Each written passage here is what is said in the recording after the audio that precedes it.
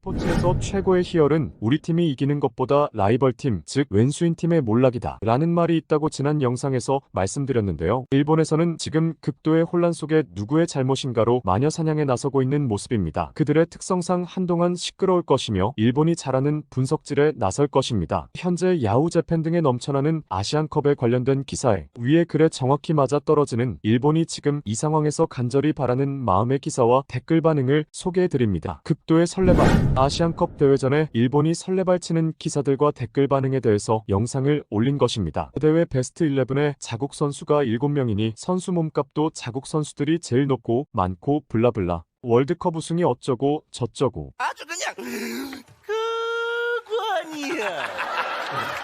링크를 걸어두었으니 시청해주세요. 야후재팬의 한 기사인데 제목이 한국이 4강에서 질 수도? 아시아판 모로코. 요르단이 소름 끼치게 모로코가 월드컵으로 했던 것과 같은 것을.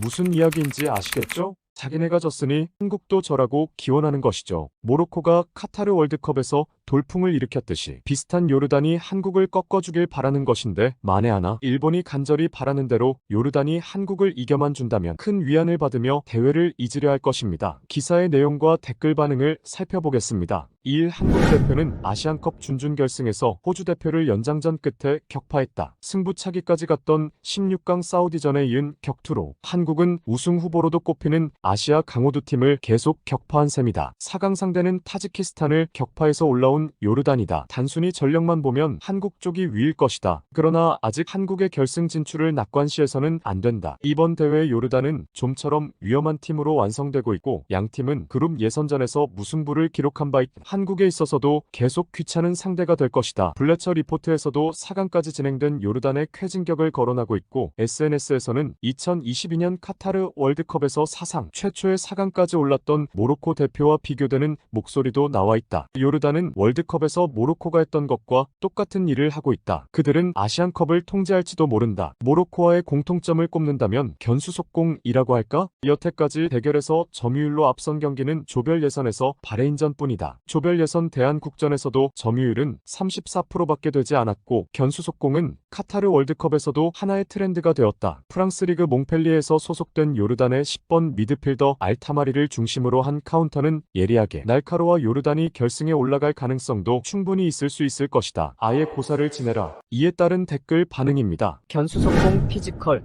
롱볼, 침대 축구하는 것은 평소의 중동 축구입니다. 그것을 활용해서 아시안컵 4강할 수 있다는 전례가 생긴 것은 중동 팀에 있어서 큰 지침이 생겼다고 볼 수 있습니다. 한국전에도 이것을 활용해야겠죠. 이번 대회에서는 인저리 타임에 따라잡은 역전극이 많이 있습니다. 선수의 부상, 퇴장, 감독의 교체 실수 등 무슨 일이 일어날지 모르는 것이니까요.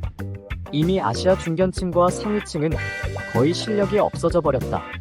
한국도 사우디와 호주를 동시에 깨는 위협을 달성하고 있지만 말레이시아와는 3대3의 무승부이다. 그 아시아의 레벨업을 인정하지 않고 일본만이 최고라고 하는 일본의 쓰레기 레벨의 낮음은 어떻게든 할 수 없는 것인가? 한국은 수비의 핵심 김민재가 출전 정지, 사우디아라비아전, 호주전과 2경기 연속으로 연장전과 체력이 소모되고 있다.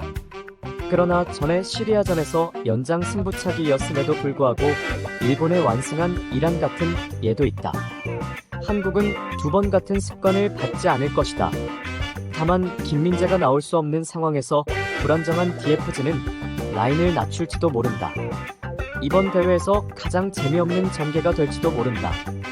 한국은 결승 토너먼트 초반에는 쭉 질지도 모른다고 말하고 승리해버리는 기적이 있으니까 예상은 맞지 않는다. 일본은 졌기 때문에 어른스럽게 응원하는 것이 좋다. 모로코도 그렇지만 언제였는지 유로의 그리스에도 더빙한다. 그때 그리스는 요르단보다 더 수비적으로 가서 우승했지만 아니 지지 않을 거야 절대. 그리고 이란과의 결전에 기대한다.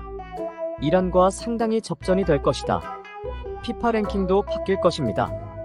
요르단이 몽펠리에에 소속한 스타 한 명이면 충분하다고. 그룹 리그에서 고전했기 때문에 수정할 수 있을 것. 즉 한국이 이길 것이라고 생각한다. 만약 한국이 지면 클린스만 감독은 해임의 위기인가? 한국은 비하인드가 되고 나서는 마음껏 점유율에 혈안이 되어 공격해온다. 요르단이 이기는 것을 보고 싶지만 현실적으로 불가능할 것이다. 일본이 진 것에 기뻐하고 있기 때문에 기분 나쁘다. 줄다리기의 승리가 계속되기 때문에 언제 떨어지는지 모르지만 운도 실력 가운데서도 있는 것은 어떤 경기라도 말할 수 있는 것. 일본이 졌기 때문에 하는 말이 아니라 한국으로서는 결승은 이란보다 일본 쪽이 하기 쉬웠을지도 모른다. 월드컵 최종 예선에서나 한국과 싸울 수 있겠지. 한국은 일본과 함께 아시아를 대표하는 팀이며 쉽게 진다고는 생각되지 않는다. 아직 싸운 적도 없는 그 팀을 이미 패퇴한 일본 언론이 질수도라는 제목을 붙이는 것은 패견감 가득하기 때문에 그만해주세요. 한국에는 좋은 감독이 있다. 아시안컵이 끝나면 클린스만과 모리아스의 입장은 역전될 것이다. 두 번째 경기인데요. 손흥민이 있는데 져버리면 말도 안 되니 한국의 겁니다. 개인적으로 중동만은 마음에 들지 않는다. 그렇다면 한국이 우승했으면 좋겠어. 뭐 정반대의 생각의 사람도 많겠지만 결국 응원은 반반으로 나뉘겠지. 결승에서 일본의 원수를 꺾어주었으면 한다. 요르단전은 괜찮다고 생각해요. 결승은 고전하겠지만 일본인의 눈으로 격하 취급하고 있던 한국보다 제비 약했던 사실. 요르단은 한국에는 힘을 잃을 것이다. 김민재 출전 불가로 너희 힘들어. 한국을 이긴 팀이 우승한다는 징크스라면 요르단 우승인가?